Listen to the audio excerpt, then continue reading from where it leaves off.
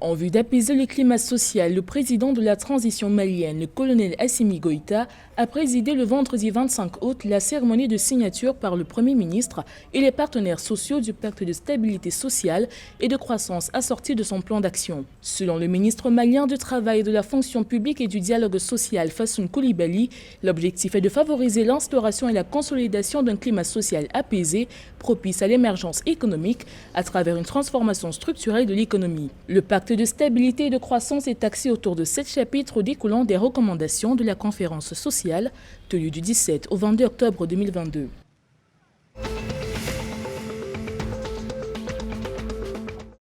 Les actionnaires de la société de distribution d'eau de Côte d'Ivoire percevront le 15 septembre 2023 au titre de l'exercice 2022 une dividende annuelle globale de 4 050 milliards de francs CFA. Selon les responsables de la Bourse régionale des valeurs mobilières où est cotée cette entreprise, ce montant correspond à une dividende nette par action de 550 francs CFA contre 432 francs CFA en 2021. À l'issue de l'exercice, la SODECI avait réalisé un résultat net de 4 805 milliards de francs CFA en progression de 10,40% par rapport à l'exercice 2021.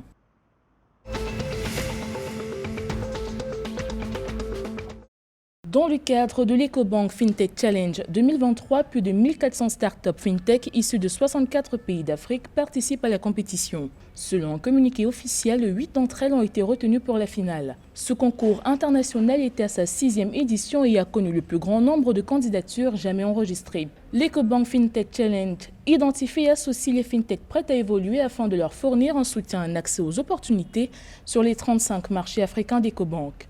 En 2022, la start-up qui l'avait remporté est Touch 'n Pay du Nigeria avec son application Kowori, remportant ainsi le premier prix de 50 000 $.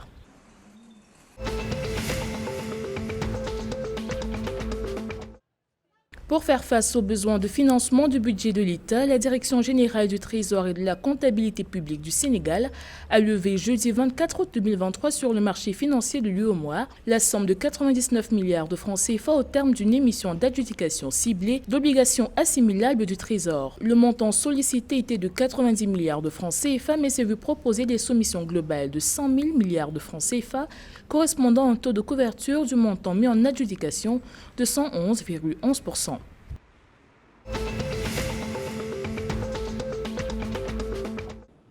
Le Togo veut actualiser son plan national d'application de la Convention de Stockholm sur les polluants organiques persistants. Cette initiative environnementale vise à réduire l'impact des polluants et des pesticides sur la santé des citoyens. Ainsi signé cette convention depuis le 22 juillet 2004, le pays souhaite ajuster sa politique actuelle aux évolutions en matière de réglementation au niveau international, conformément aux mises à jour de la conférence des parties. Le ministère de l'Environnement et des Ressources forestières a enclenché le processus d'actualisation le 25 août 2023. Pour rappel, le Togo avait déjà élaboré son premier plan d'application en 2006.